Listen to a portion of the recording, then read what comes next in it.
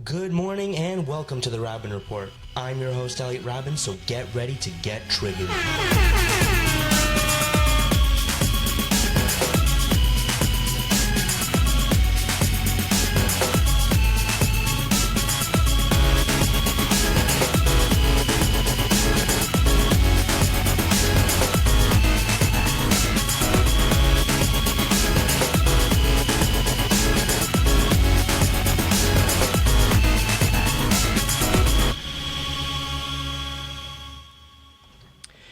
Good morning and welcome to the Raben Report. I'm your host, Elliott Raben, as you might have heard in our intro. This is a very special episode. As usual, I have my expert panel, Adam, Daniel, and Marshall. How are you guys? Good. Doing very well. Akol Besedo. Very good. Awesome. I don't know Hebrew, but that's okay. It just means all is good. All is good. So today we are going to skip our usual 5-minute recap of the week because we've got a lot of ground to cover. This episode, we talk anti-Semitism, which will be one of our most heated, hopefully, and important topics of our now 20-episode run. This is our 20th episode. Happy anniversary, guys. Thank you. Feels like it was only like 6 months ago. In order to give a broader perspective to our viewers today, we have brought in two very special guests. We have Aidan Fishman of Brith, Canada, and we have Ryerson University Professor Noah Schwartz. Thank you for being with us today, guys. Thank you. Pleasure to be here. Yeah, awesome. So, there they are. So Noah's on the left, and we have Aidan on the right. Perfect. So, let's... Our guests will introduce themselves in a bit more detail when we get to the questions. Anti-Semitism has been on the rise for a long time. From the rejection of Jewish refugees in the 1930s and 40s to this week's destruction of Jewish tombstones at a cemetery in Toronto, the hatred for and of the Jewish people and the State of Israel has always lurked within Canadian society. In today's episode, we will explore how anti-Semitism has grown and how it's manifested itself onto Canadian and American university campuses, as well as what effect the Trump presidency has had on its rise and or emphasis in politics. Before we get to the questions, I want to mention to everyone once again, we're live on Facebook.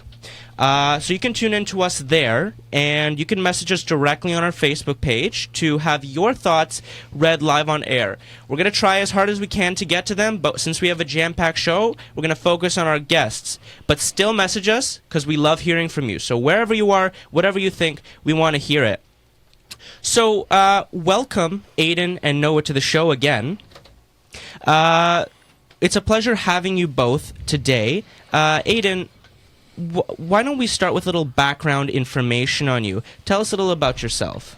Sure. So my name is Aidan Fishman. I am the Campus Advocacy Coordinator for B'nai Brith Canada, which is the voice of the grassroots Jewish community in Canada, both on social issues and also on the fight against anti-Semitism in society.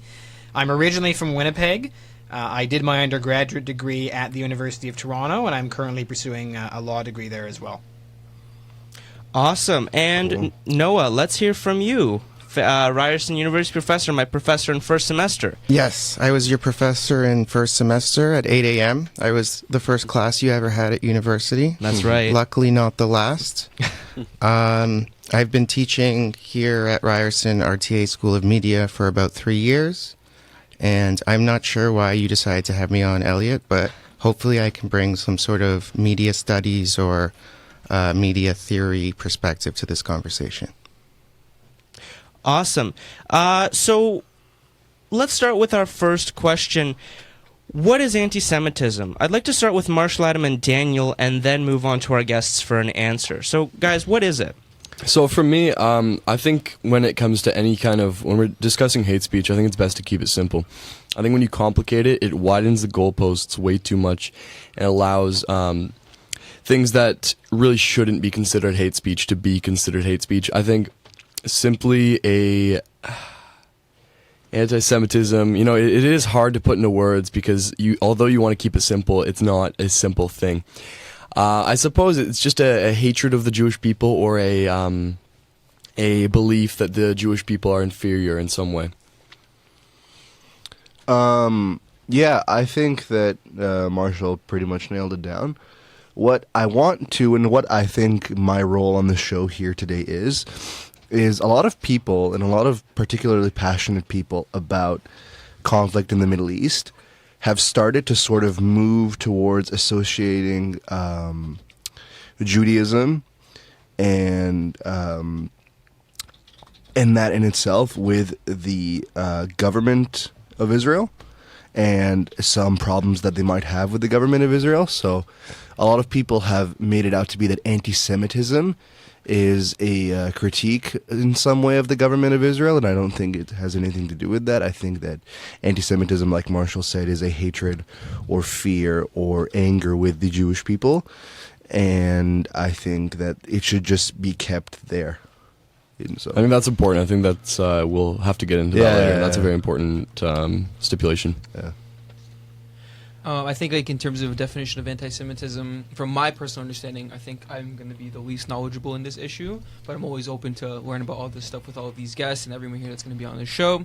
From my understanding of anti-Semitism is any particular types of acts of, like, racism and discrimination towards the Jewish faith, towards the Jewish community, anybody who believes in Judaism and stuff like that. There's obviously everybody has the right of religious expression and stuff like that, and there's been obviously everybody knows from the past of, like, the horrific events of the Holocaust as one of the biggest examples of anti-Semitism, and it's pretty scary seeing how like we've come so far, like, in comparison to what happened back in World War II, that we still live in a society that has this type of discrimination towards just a particular group of people. An example, some people think they're inferior, some people think that, I don't know, some people also do, like, other things, like, in comparison towards Jewish people, and that's just wrong, and we got to do something about that. Yeah. Awesome. So now to our guests, what are your thoughts? So I guess I'll start. I mean, as an organization, B'nai Brith Canada defines anti-Semitism according to the very long and detailed definition found in what's called the Ottawa Protocol on Combating Anti-Semitism. And this document is also endorsed by Jewish groups that combat anti-Semitism in other countries like the United Kingdom, France, etc. But on a more basic level, I would agree with most of what's been said. Anti-Semitism is simply hatred or discrimination against Jews as a group or against an individual on the basis of that individual being Jewish. Okay, and Noah? Well, I think anti-Semitism is definitely racism, and racism is a form of bigotry or hatred or any other type of exclusionary thinking. I don't want to get too caught up on any one of those words because I think that where they come from is more important. Why do people feel this way? Why are these sentiments prevalent in our society? Why has anti-Semitism existed in similar forms for the last 100 years? So when I think about anti-Semitism, I think about things like the Protocols of the Elders of Zion. I think about other type of conspiratorial thinking like that. So besides racism, that's what I think about. Okay, and so in terms of racism as well, how or why has anti-Semitism grown so much and so fast in both Canada and the U.S.? I just want to pause you right there. When you say grown, I have a little problem with that, just because I don't think the United States, as you said in your excellent intro, is turning away boats of Jews. And when we talk about grown, it always makes me a little nervous because I do think that Jews have a place in American society that is much more ingrained and accepted than was 100 years ago. So if you look at the Hollywood system, for instance, it was created by Jews like Louis B. Mayer. His name was like Meyerowitz or something like that, but he felt compelled to change it. I don't think we'll see that as much anymore. Yeah, there's in olden times, in times of rampant anti-Semitism, and even found in places like today in Iran, there's what was known to be practiced as being crypto-Jewish, or being a crypto-Jew, where you would be hidden from your Jewish faith. And I know my mom's doctor, actually, his name is Dr. Roberts, but his family changed his name from Dr. Rabinovich. You're right. Because of the anti-Semitism that was going on at the time.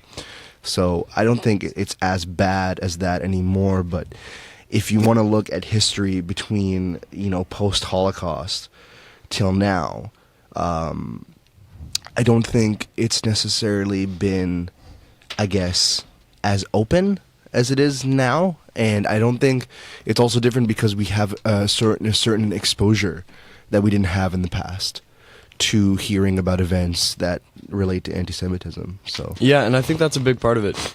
I think that we're seeing it a lot on social media. I think, and this is one thing why, and you guys know I'm a big advocate for freedom of expression, free speech, because I think that we are seeing the anti-Semites come out of their hiding places, and I think, although it's terrible, I think that if these people are going to have these opinions, I think that these opinions should be out in the open to be critiqued and to be shut down.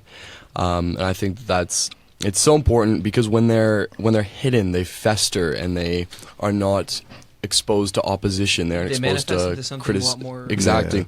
They manifest into something more dark and something more vile and something that can breed violence and aggression. So I'm curious, Aidan, your organization must track this kind of stuff in a way that none of us are aware of. Yeah, so it's an excellent point. B'nai Brith Canada puts out every year an annual audit of anti-Semitic And I incidents. have seen it, that's why I remember. Good. So I'm happy that it's being seen. So in terms of numbers, obviously we don't have numbers yet for. 2017 is only a few months old, and we're actually just now preparing the 2016 audit with the aid of whatever complaints were made to us directly, and also getting numbers from police departments and so on. And you're doing this in a factual, data-based way. Yes, I absolutely. remember that. So that's very interesting for us to be educated about this. Yeah, and that's why I'm happy to appear on the show. It's a very rigorous factual database. We categorize these incidents according to their severity, according to where they take place, according to the type of the incident, and so on. In terms of whether anti-Semitism is getting worse, what I would say is that B'nai Brith has noticed. We've been doing this audit since the mid-'80s. Around 2011, there was a noticeable uptick in anti-Semitic incidents in Canada from 2010 to 2011, and that is basically up until at least 2015, which is the last year where we have complete numbers. Those numbers have stayed consistent and not receded. So in relatively recent history, there was a noticeable increase that is remained steady. So that's not good. What kind of increase are we talking about? It's an increase in overall incidents. We tend to categorize incidents basically into three categories. The most serious is actual incidents of violence, like a person being physically attacked. Yeah. Then we have vandalism, so that's damage to property. And then we have harassment, so that's verbal or increasingly, as you might imagine, on the internet. All of those are horrible. Yeah, they're all horrible. And around 2011, there's generally an increase in all of them.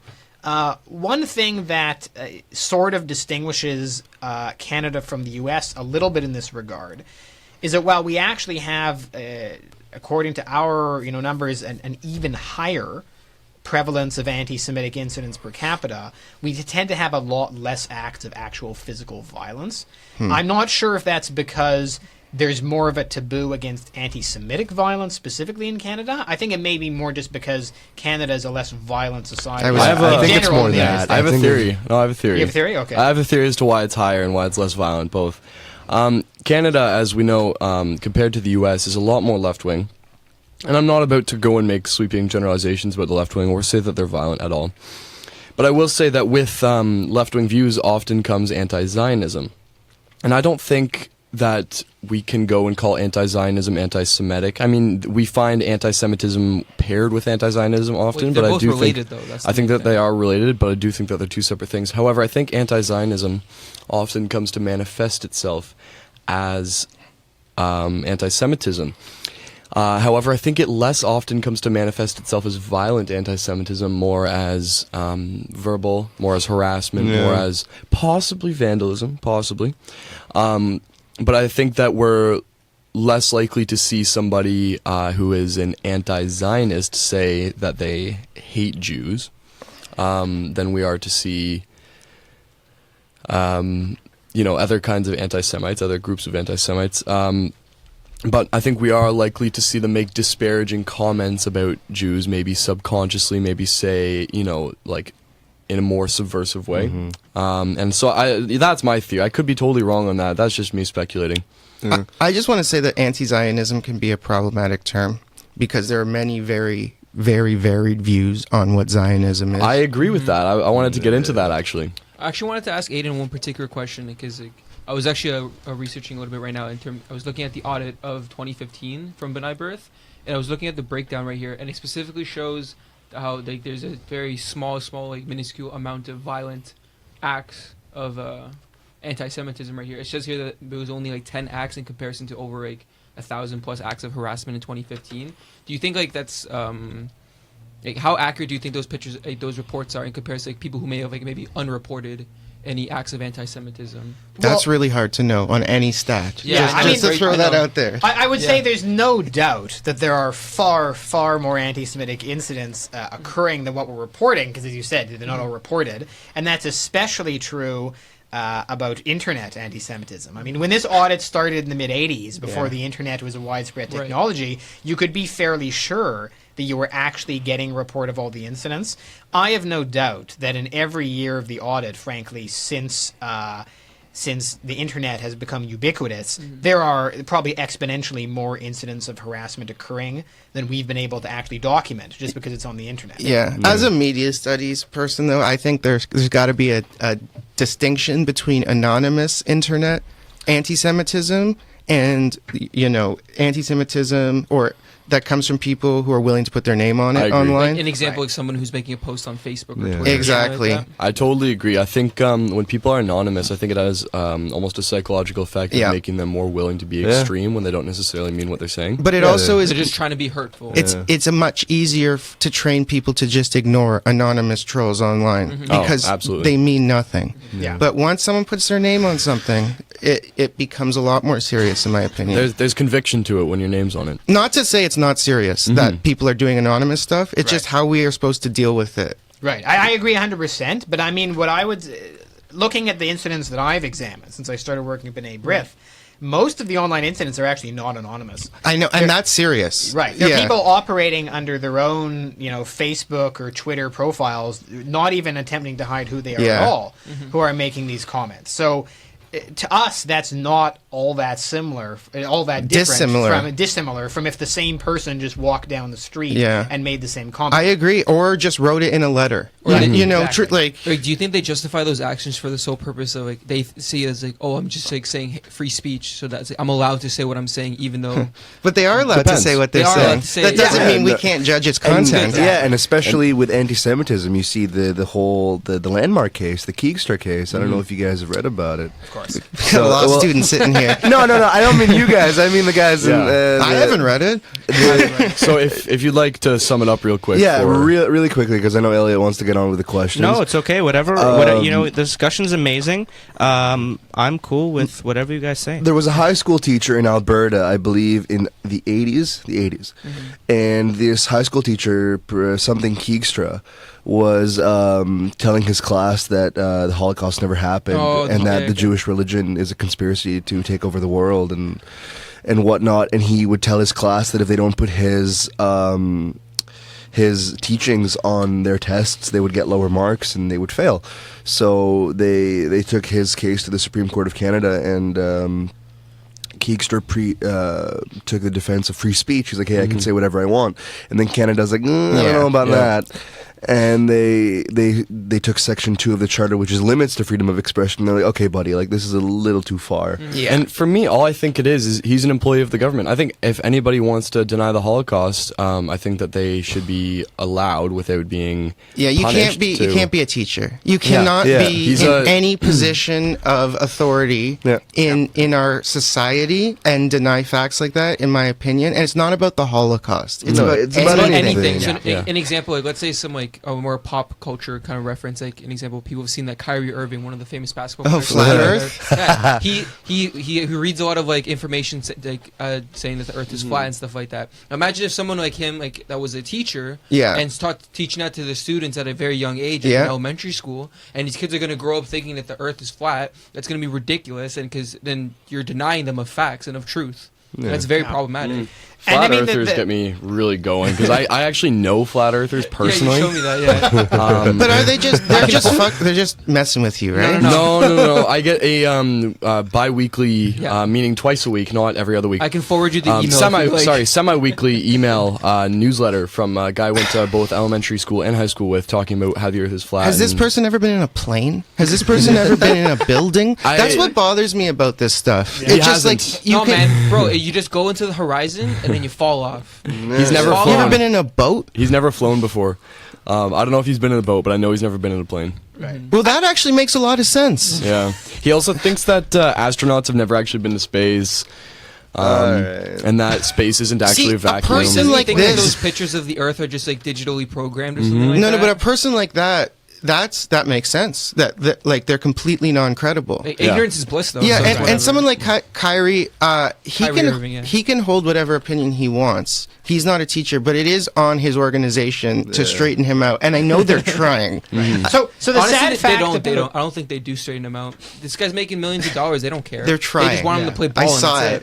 So the sad fact about Keegstra, just to get back that a little bit, is nice. that, believe it or not, very similar things are still happening. So one of the major files I worked on, over the course of this 2016-2017 school year, is that we discovered that there is a professor of political science and what he calls liberal studies at the University of Lethbridge. His name is Anthony Hall. Is that in Alberta? Yes, that is also in Alberta. I've heard about this. And he, for a very long time, for many years, was teaching first-year poli-sci students at the University of Lethbridge, who may not have known any better, that Israel was responsible for the 9/11 terrorist attacks, and that it was part of a conspiracy, by Israel and the Rothschilds and like all the classical elements of the Jewish conspiracy theory to draw the United States and Canada into a war with the Muslim world for the benefits of the Jewish population. Well, this is Jesse Ventura. He also, on top of Alex this, maintained close friendships and explicitly visited Germany for the purpose of appearing in Holocaust denial videos. This is very disturbing. This is all very disturbing. And may have also been teaching Holocaust denial in class, although we don't have clear evidence of that. That's so actually crazy. We raised, together with the Jewish community, we raised a bit of an outcry about this. So he hasn't been fired, but it's very hard to fire a professor. Yeah, exactly. So he's been suspended. But what I find crazy about all of this is that, the university did the right thing in suspending him. And I know they have to go through all the correct processes before they are actually able to dismiss him. Mm-hmm. But what really sickens me is that the Faculty Association at the University of Lethbridge and the Canadian Association of University Teachers is defending this guy to the hilt. Has written dozens of letters about how this is an attack on tenure, and he has complete freedom to research and teach whatever he wants. It's madness. This is the downside of unions. There it is. And I'm a union member, right? And I'm not against unions. I am against them generally for knowledge work, because knowledge work requires you to be thinking, and if you stop thinking, you need to go. And an individual like this, I don't actually think this should be a Jewish issue. Right. This should be an issue of academic integrity. Yeah. And that's what I care about the most. And the fact that it takes B'nai Brith to bring this up is disgusting. Yeah. I agree 100%. But, the one thing I'd add about the unions is, to some extent, it is a natural reaction of unions to defend their members. Right. But I would point out, though, that especially unions at universities, the ones that represent TAs or represent professors, tend to be, extremely progressive politically, and have caucuses, to combat Islamophobia, homophobia, etc. And and I have no doubt that if this professor was in trouble for targeting and spreading conspiracy theories about those groups of people in the classroom, I highly doubt he would not even be defending. So about professors, there was a TA at Ryerson who said some very hateful and anti-Semitic things in his sermon at his mosque, and it took a while, but he finally got fired. So That's a tough it one. makes sense. Okay, but what did he say though specifically? He said Yeah, I need Jews, to know what he said. And did he bring it onto campus with him? He didn't bring it on campus. I don't think he brought it onto As far as we campus, know. but he said that Jews are horrible people. They're the devil. They're disgusting. They need to be cleansed. Where are we supposed Exactly. to go from there? Like, you got a bunch of Jews, like, yeah, right? okay. So finally, he got I fired, I can't continue with you now. and you guys were so this is on campus, and then there's also Israeli Apartheid Week happening on campuses. Wait, we gotta do one at a time. Because Right, but I'm just mentioning these types of things are happening on campus, making Jewish students feel uncomfortable. I have friends who are at McMaster and they feel uncomfortable. I have friends here who feel uncomfortable with Yeah. that professor. Yeah. Now I'm not trying to put those two events together, Yeah. but it's a lot.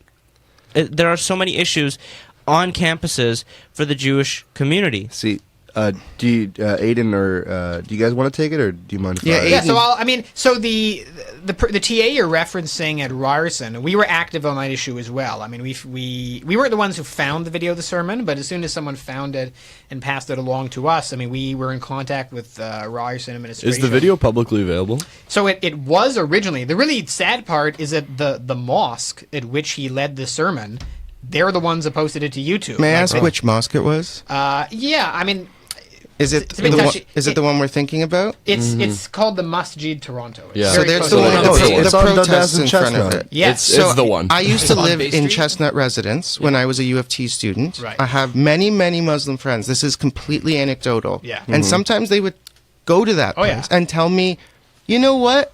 I'm not sure what's happening there. This is a complete anecdotal yeah.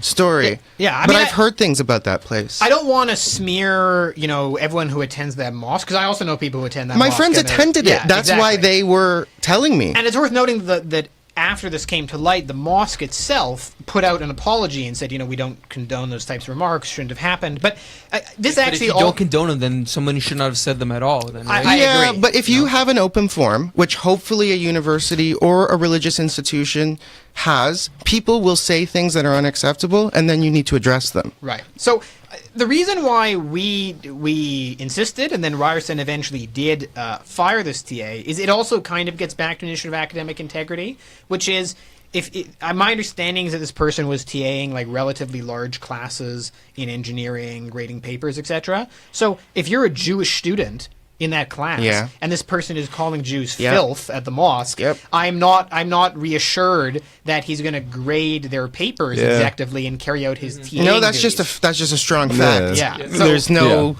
Regardless whether or not he leaves his opinions at the. It's nothing to do with Jews mosque either. or- If you're a yeah. hateful person and you're targeting a specific group, you're going to make that group feel uncomfortable. Yeah, if you're like, oh yeah, people who wear blue shirts are filth, and I'm in your class and I'm sitting there writing a test and I'm wearing Nice a blue polo shirt, I'm going to be ruffle. like, oh crap, like what am I going to do? Yeah, it's unacceptable. Yeah. Yeah. So, as I mentioned about Israeli Apartheid Week, what Adam wants to say something. What because there's a lot of debate that Israel is not or is an apartheid state. What's the definition of apartheid? Can you give it I don't to want us? to get into that personally, at least on this show. The whole week, or No, the apartheid and its definition, because that'll go into a whole tangent. I think that's a and- very, and disarray. very wise decision. Yeah. Don't get into the semantics of that Yeah, word. not right now. So talk about what the week, I would then. like to talk about is the fact that you said that it makes Jewish students feel uncomfortable. yes, Okay. I don't want to get into apartheid, but I think it's okay to say that this Israeli Apartheid Week can be a concern with the Israeli government. Yeah. Are we clear on? Okay, Because it puts the Israeli government yeah. in a very bad light. And it does. And the Israeli government has its fair share of problems, like any other government. But what it shouldn't do is make Jewish students feel uncomfortable. You can criticize a government. that's what it's become. Though And it started that's making exactly the and that's- problem. yeah, it's, because people- there's like Hitler Youth Week, Yeah. and it's Whoa, just whoa, disgusting. Whoa. Where did we get to Hitler Youth Week? There was a Hitler Youth Week at a university in the United States. But you can't equate those two things, and I agree that the word apartheid is highly problematic, but Very, Hitler very. Youth Week, we're not having a conversation. No. Yeah. It was part of Israeli let- Israeli apartheid week at that university. But, okay, let's talk about Ryerson. Ryerson is having their Israeli apartheid week. Yes? No, wait, No, are? York Oh no, and McMaster. York. Yeah. Sorry. Like right now, I'm looking at the apartheidweek.org website right now, and it shows like it's like what it's going through. I would be curious to know your opinion, Aidan, or from B'nai Brith, because you do have a lot of factual, pretty logical points of view on these things. Right. So one thing I have to be very explicit about is that things that are anti-Israel or that are critical of Israel are not necessarily anti-Semitic. I mean, exactly. the majority of people, because of the way Israel's political system works, I mean, it's a democracy, but it functions based on minorities and coalition governments.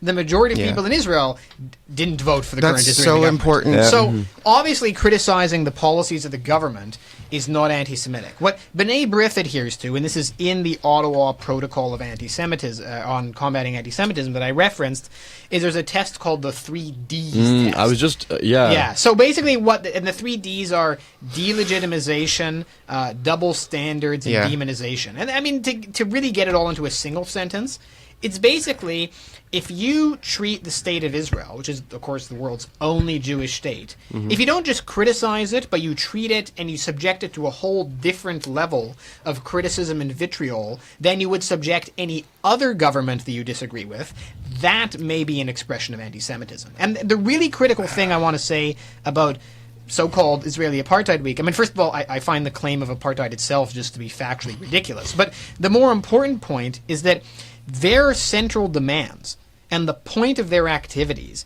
is not to call for the current government of Israel to resign or to change their policies or something like that. That would be fine.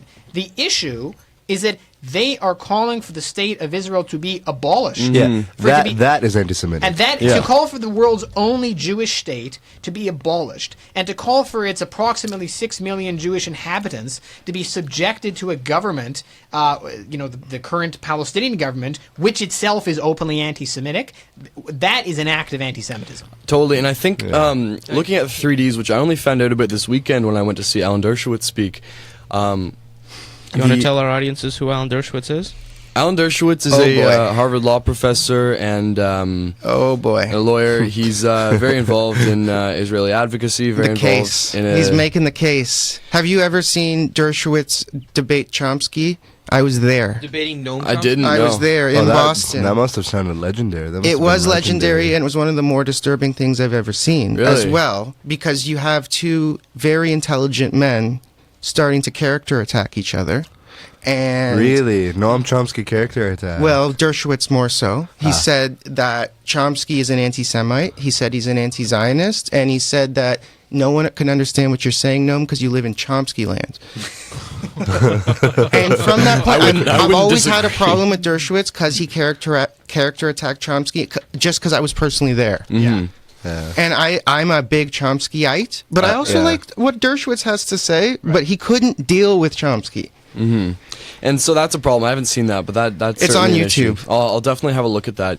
But I only found out about the 3Ds this weekend, and so looking at the 3Ds, it is really so heavy looking at each one of them. You look at delegitimization, you see so many attempts to delegitimize the state of Israel. Say what you want about the Israeli government.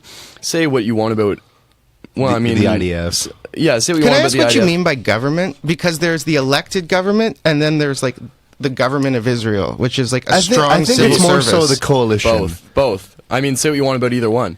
And say what you want about the IDF and whatever, but when you start to act like the state of Israel isn't legitimate, that is simply denial of facts. That's No, but the fact is right there. Like it's legitimized by like all the countless countries, like with the UN and stuff. Like well, I don't that. care about the UN. I No, think but I'm I saying, mean like, people can criticize the UN, but like an example, that's a perfect example of people that they give you legitimacy to the state of Israel because it was created back in the day in like 40. No, but it's legitimate because of its 46, achievements. That, No, but again, I don't care about it's its achievements legitimate. either. Because, I mean, it's that's legitimate great, just but because it exists. It's a fact. it's legitimate because of You can't deny because of international treaties that were made. You can't that's deny it. That's how it is. Yeah. And then you look at demonization, and that's where I think we see a lot of anti-Semitism coming up on campuses because, and I'm not trying to say that I'm special or that anyone's special, students are naive. I'm not trying to say I'm not naive.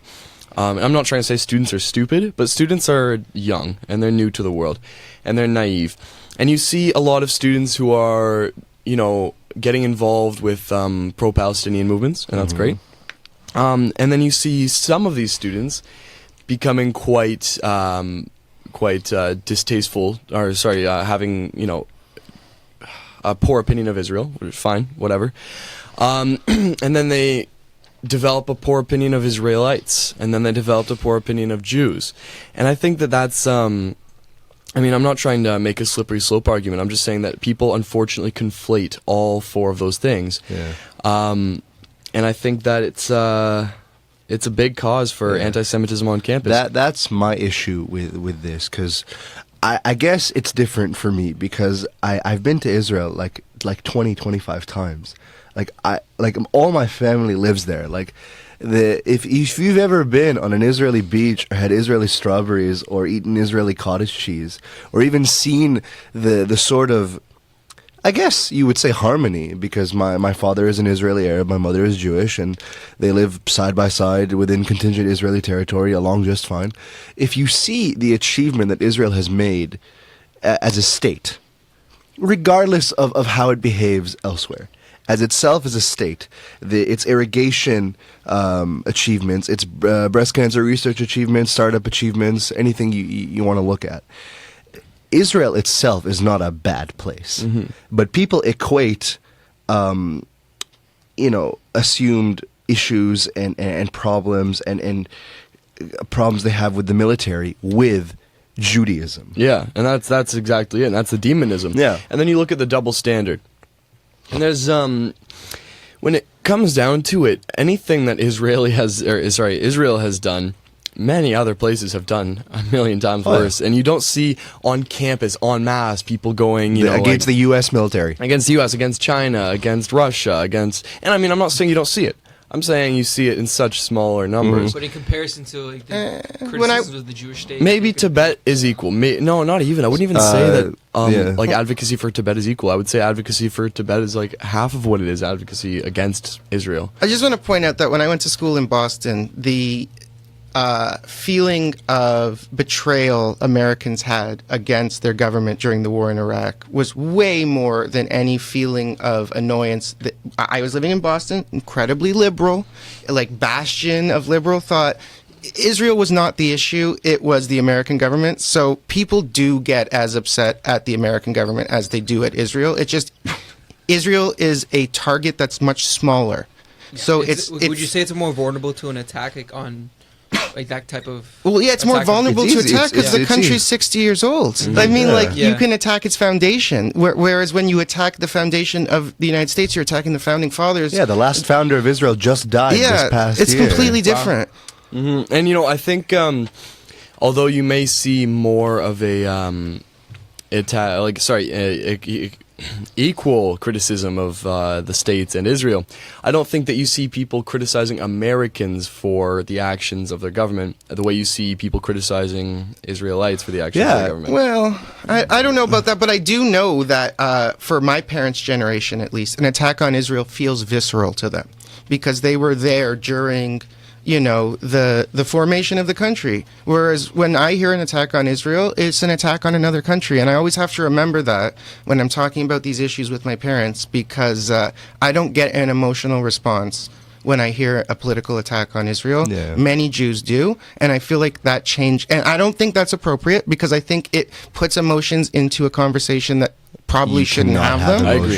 Something so it needs to be rational. I mean, I think an analogy that would be somewhat useful is let's say that for some reason in the U.S. there were lots of people banding together who were really, really anti-Justin Trudeau and the Liberal government. Right. So they had massive demonstrations in a bunch of American cities calling for Trudeau to resign and for the government to And fall. saying hateful things Right. Now, against even him. well, hold on, but even that we would consider a little bit weird because it's like, why would Americans protest the Canadian government? What we would consider really unacceptable, and what we would have no qualms about classifying as anti-Canadian, is if these people then went to the next level and had massive demonstrations in New York and Los Angeles and Dallas and everywhere else and called for Canada to be abolished and annexed into the United States Or on a against the smaller will of its scale. own inhabitants. And all I'm saying is we would laugh at that as Canadians, but Right. Israelis But that's and, exactly what's and our happening right parents' now. generation who Yeah. saw the formation of Israel, Right. it's not a joke to them. No. And I just think it's important to remember the generational distinctions there. Yeah. Because they feel it's, or at least my parents, and they feel it so viscerally, Right. and I really don't. Yeah. And you're having a different conversation. Yeah, my grandma was born before Israel was a state. She was born in Haifa in mandatory Palestine. Exactly. That's exactly Yeah. it. Because Palestine before originally was just like a It was colony of the British. Yeah, it was a right? British mandate, and then before that, it was under Yeah. Ottoman rule, and then it was part of any empire. The Abbasid, Canaanites. Just give it another 100 years, and when people attack Israel, we won't feel as personal about it because it'll be more established. But I think part of the reason people feel, some people anyways, feel this very visceral reaction is was attacked. I don't think it's necessarily because of the time period. I think it's because what are the likely consequences if Israel is disestablished? So, like going back to my earlier analogy, even if Canada was like somehow invaded and became part of the U.S., probably they would just make a bunch of new states out of Canada and we'd become American citizens. The concern with Israel, based on the rhetoric coming out of Israel's neighbors, and certainly out of Hamas and even out of the Palestinian Authority, is it sounds like, God forbid, if Israel was actually abolished, all of its Jewish inhabitants would either, best case scenario, live with like no rights, or they'd have to flee, or they'd be killed. So anybody who has a strong emotional attachment, who is Israeli or who has a really strong emotional attachment to Israelis, is, I think, justifiably upset that people would go around and, like it's nothing, and call for Israel to be abolished. I totally agree with Yeah, you. And I totally just agree. think the only difference is, and this is probably on me and my confidence, is I don't think that's a reality. But it might be, and I'm willing to accept that. It just when I hear it, I'm just like, yeah, you're just throwing hyperbole at Like me. it sounds kind of ridiculous, but like in terms of like what we've seen, like history shows that like humans have been able to do like some very disgusting things. You so. just mentioned the Ottoman Empire. Yeah. exactly. Like let's not kid around. And I'm very aware of history and the problems of Israel in terms of its formation and the destruction of the Ottoman Empire, which was a travesty towards the Muslim world. And look what we have now. It's in disarray. You had a 1,000-year empire absolutely completely disassembled after World War I. What I would like to say, though, is that the unity that the majority of the world and within the Israeli people have, for me, Israel is untouchable. You can bash and try to destroy Israel, but Israel will triumph. The IDF, Mossad, Shin Bet, the government, the U.S., and everything else, in unison, to me, I'm talking about me, Israel cannot be touched. Why do you think that is? Do you think it's because they have a powerful military, or do you think one is the powerful military? Or are other reasons for that? Two is the blind, not necessarily blind support, but the rampant The support zealous, that the U.S. gives, and three, it's just the idea that the Jews in history have been so harmed that you can't touch the one Jewish state. Now, I don't want to cut off this discussion, but I have to ask one last question since we are cutting. We're short on time. We talked about anti-Semitism currently and how it's affected Canada, the U.S., how it's affected campuses, the establishment of Israel. So my question is for the future: how can we as a society combat anti-Semitism? We have got about 4 minutes for this, so. Give some quick answers, guys. What are your thoughts on this? I'm going to say that we need to stop conflating the Israeli government with the Jewish people. Yeah, that's step and when one. I say we, I don't mean we, I mean people in general. I think, this is a whole other discussion. I'm just going to mention it quickly. I think BDS is a big problem. I think it's basically going back to late 30s Germany. What did you say? BDS? Yeah. What is that? Boycott, divest, sanctions. sanctions. Oh, okay. I think it's reminiscent of the late 30s Germany, the "Don't Buy from Jews" campaign. And I think that it's terrible for the Israel's perception in the public eye. You're mentioning all these things, but to me, there's only one answer, and that's don't be ignorant, and don't try to be ignorant. That's a great point. And because I don't know what BDS is, like, it means nothing to me. But like, I do know that people can get on these cycles of hate when they feel like they don't understand things, and when they feel like there are forces in the world against them. And there are certain things about Jews that make it easy for people to dislike them, and it has a lot to do with success, famous people. So Aidan, I don't know if you want to... I mean, it's a complicated question, but I think anti-Semitism, especially as it pertains to university campuses, I think the simplest thing is people should just ask themselves, before they're about to make some sort of comment about Jews or about Israel, ask yourself, if I substitute Jews for some other ethnic or religious group, or I substitute Israel for some other country in this sentence, does it make sense, or would I recognize that as a form of discrimination or prejudice? Like such a reasonable statement. If you're, I mean, just to give an example, if you're a Pakistani origin student on campus who is about to go out to an anti-Israel protest and say things about Israel, put the name Pakistan where you have Israel in each of these sentences, and ask yourself whether you would feel targeted or discriminated against if people said those things. I also want to respond to that. Very good we have to wrap up, unfortunately. Soon. We got a bit... Just like a really minute or quickly, two. if you meet someone who has anti-Semitic points of view, do not hate them. Try to educate them. It's very, very important. Because if you meet them with hate, they will keep that point of view. But if you meet them with compassion, love, and understanding, I almost guarantee you can destroy it. What I would like to say as my point of wrap-up, one, like Marshall said, and I've been saying to everybody I've met, do not equate Israel with Judaism. That is very important for me. Israel is a Jewish state, but Israel's functions as a government and as a country does not represent Judaism as a whole thing. Another thing that I like to say, and I'd say it and I've said it on the show so many times: read a goddamn book. Read a book.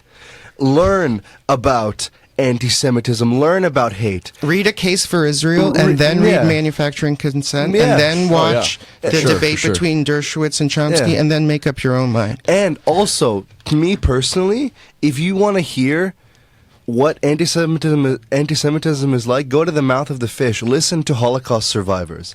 Listen to those people. This is my personal opinion. Watch the Shoah if you can. Yeah. Listen to all that. Go to Yad Vashem. Go visit Israel. And learn that the Holocaust started with words. Absolutely. It did not start with concentration camp. It started with words. Yep. And this is a big thing. And you think it should end with words. And too, the majority did not elect the Nationalist Socialist Party. Exactly. 30% of the country elected that party, and then look what happened. Right. Yeah. And what's really sad about that, I mean, just sort of bringing it full circle, Yes. what we didn't mention is that a few months ago at Ryerson, a motion brought by Jewish students, the for general quorum. meeting of the They lost Ryerson the quorum. Students Union, Yeah. was brought, to commemorate Holocaust Education Week, and student groups like, Students for Justice in Palestine engaged in a walkout to prevent this motion from passing. That's very, very problematic in a sense. I wanted to bring you can't that make an up. assumption like that, for one, because we don't have all the facts, and you can't. You don't know exactly how things happen. I wanted to bring that up, but because we had such a discussion, I left it aside. But go ahead, continue. It's I don't think there have been a lot of twisted words in that. I think we need to wait until all the facts come out. But I don't think it was SJP itself. Well, I have a recording. I have access to an audio recording of one of the vice presidents of SJP explicitly telling people whoever we is, are going to do a walkout and leave. Yeah, and I've seen evidence as well. I know that recording is illegal in those kind of meetings. You just go to these people and you shower them with kindness. Yeah. Shower them with it. Love them. And I guarantee you cannot meet love with hate. So, great responses. Marsh, do you have anything to say? Really, like 10 seconds? No, I think I've said it all. And Daniel, anything? I think everyone here has been giving a very good point of view in terms of understanding and educating people about what anti-Semitism is and everything. If we want to actually improve this world, we just need to talk with love and compassion and understanding and respect each other, and everybody should have a diverse opinion a diverse way of opinion, but that's okay. Like, we need to figure it out, though. Awesome. Read a So- book. Yeah. So, that is our show for this week. Incredible show, incredible discussion. I want to thank everyone that tuned in and that messaged us live. Unfortunately, we couldn't get to it because we were so, involved in this discussion. I'd like to give an extra special thanks to our guests for taking the time to be here. You had some great insight. Thank Thank you, you, guys. Noah and Aidan. So we really appreciate it. A brand new episode of the Raben Report will be coming to you next week, same day, same time, same people. Have a great day, everyone.